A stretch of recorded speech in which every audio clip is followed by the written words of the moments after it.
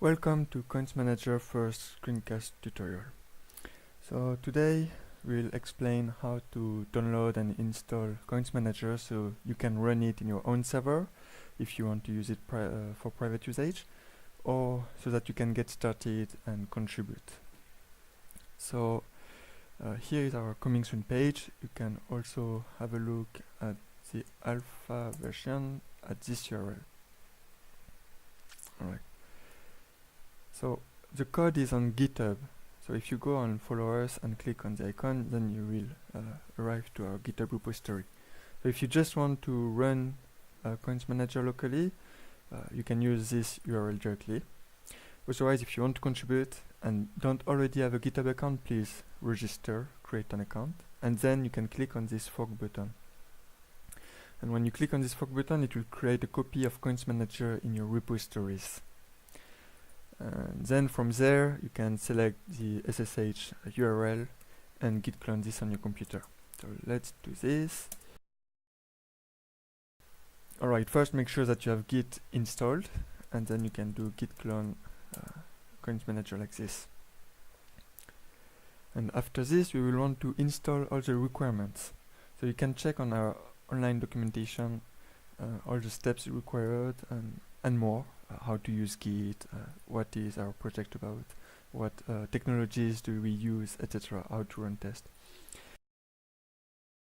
For example, here they say that you need npm before installing the requirements. This is a Node.js package manager, and normally you need administrator privileges, but if you do those steps, then you can install packages with your normal user. Alright, I did all this already. So let's go and make install. It will install Meteor as well as all the development requirements for running the test.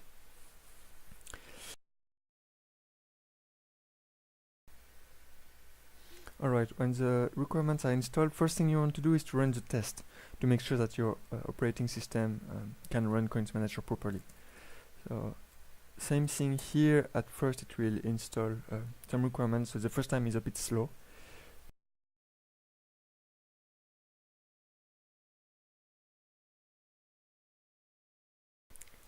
Especially here. So don't be surprised if you see RTD starting up and it stays like this for a few minutes. Just be patient for the first time. If you get any other error problem, then you can report it in the GitHub repository. So go back to CoinsManager, and then you will see an issue tab here. You can create a new issue and report whatever bug you had. You can also come and discuss any problem or ID in our Trello board. So if you go back to the CoinsManager coming soon page, on the follow us part you will see the icon for Trello. And you will probably be interested by the IDs column and bugs and issues column.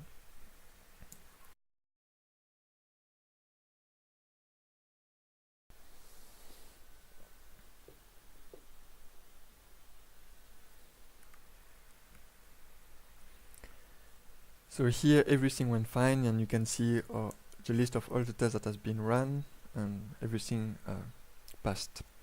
Alright, so at this point you have two ways to run CoinsManager. First, you go in the app directory and you run meteor run, and you specify the settings file, and if you want an optional port. This is if you just want to run it locally.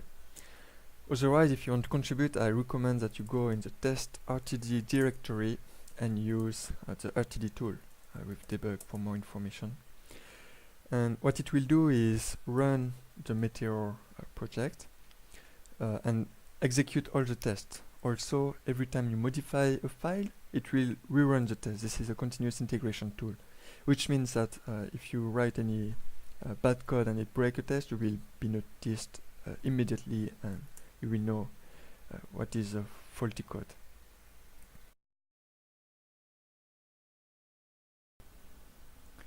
So here we can directly check in our local port 3000 by default, and you will see CoinsManager running.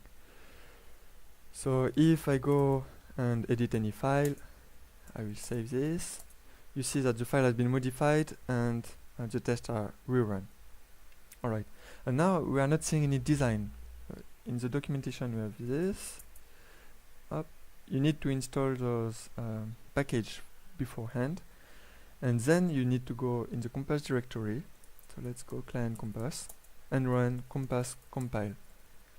This will create all the CSS file, and then you should see the page update itself automatically without refreshing.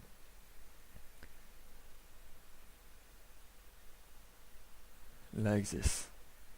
Alright. In localhost, you can write any email, and then you create an account like this, and then you can start playing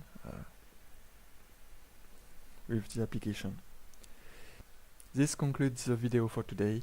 In next video we will explain how to easily implement a new coin and do a pull request. Thank you very much.